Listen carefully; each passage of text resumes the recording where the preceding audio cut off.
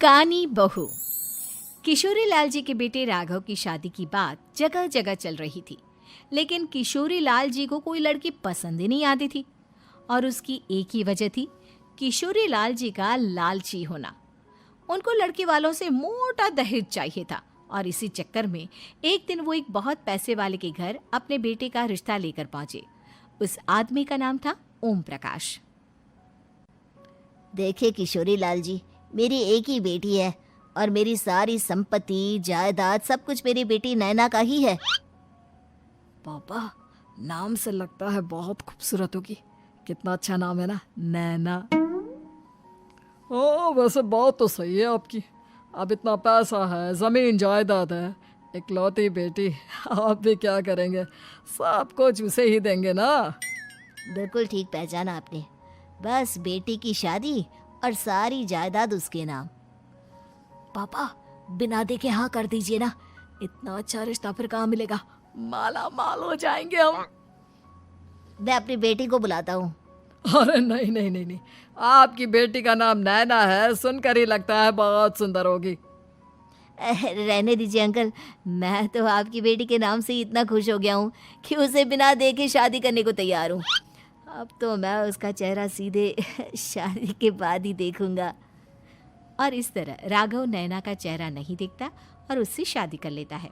शादी के बाद अपनी सुहाग रात पर जब राघव नैना का घूंघट उठाकर देखता है तो नैना की आंखें बंद थी। कितनी खूबसूरत हो तुम नैना, जरा अपनी आंखें खोलकर मेरी तरफ देखो तो सही। नहीं, मुझे शर्म आती है। अरे, मैंने तुम्हें शादी से पहले भी नहीं देखा, और अब अगर तुम आंखें खोलकर मुझे देखोगी भी नहीं तो मुझे अच्छा कैसे लगेगा? इससे पहले कि नैना अपनी आंखें खोलकर राघव की तरफ देखती, अचानक से लाइट चली गई और राघव नैना को पूरी तरह से देख भी नहीं पाया।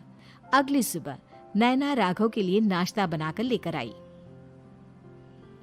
अरे ये क्या, आधा पराठा सीका हुआ है और आधा बिल्कुल कच्चा। ये तुमने क्या किया नैना? बहू, तुमने क्या आधा पराठा तवे से नीचे लटका कर रखा था, जो आधा सिका है और आधा कच्चा?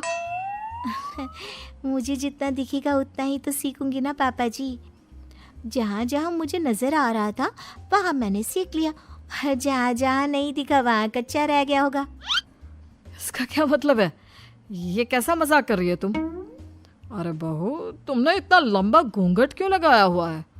देखो, हमारे घर में बहुओं को बेटी की तरह रखा जाता है, और फिर तुम तो इतना सारा माल लेकर आई हो। देखो, ये घूंघट डालकर रखने की कोई ज़रूरत नहीं है। हाँ नैना, पापा जी ठीक कह रहे हैं, तुम तो आराम से रहो, अपना ही घर समझो। नैना अचानक से अपना घूंघट उठा लेती है। अरे ये क्या पापा, नैना की तो एक आंख फूटी हुई है।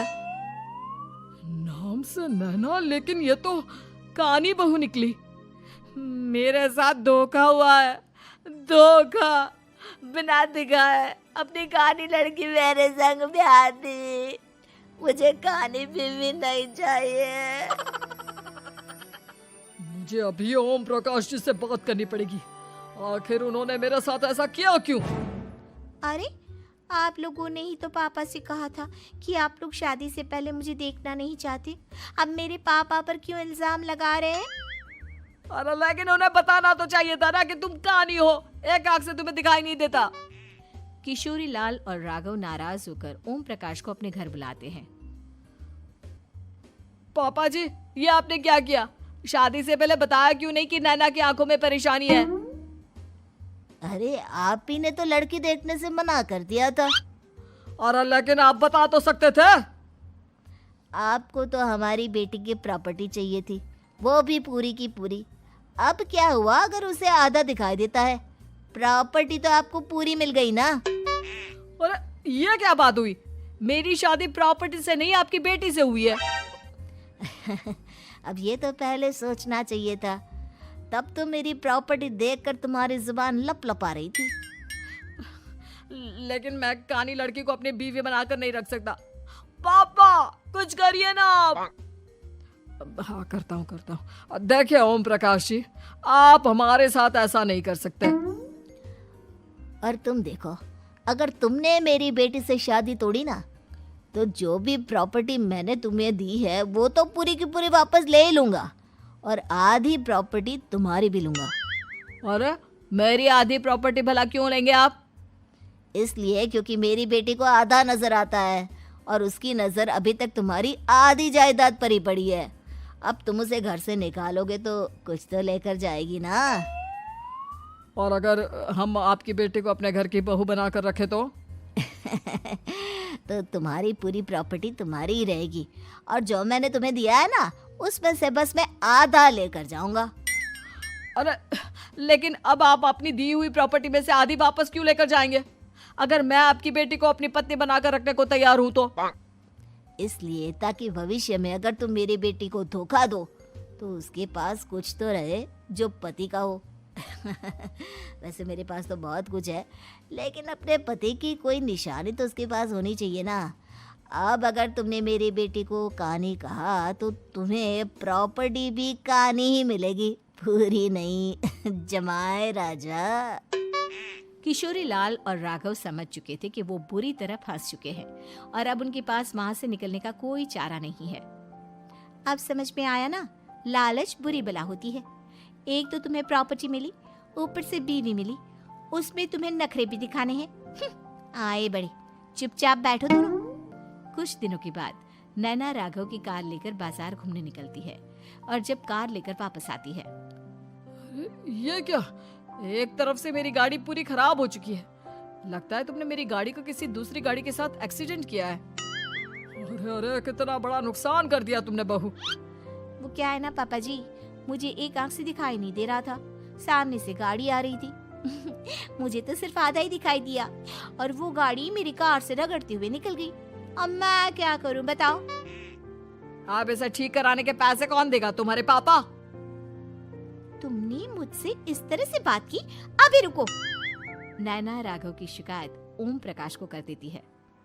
देखो राघव, अब जो मेरी आधी प्रॉपर्टी तुम्हारे पास थी ना, उसमें से आधी और मैं लेकर जाऊंगा, क्योंकि तुमने मेरी बेटी को डांटा। अरे नहीं नहीं पापा जी, गलती हो गई, माफ कर दो। गलती की तो कोई गुंजाइश ही नहीं। अगली बार मेरी बेटी को डांटा तो बची हुई आधी में से आधी और ले जाऊंगा। लालच के चक्कर में हम दोनों ने बहुत बड़ी गलती कर दी बेटा। एक तो तुम्हें कानी बहू मिली और ऊपर से जो माल मिला वो भी काना।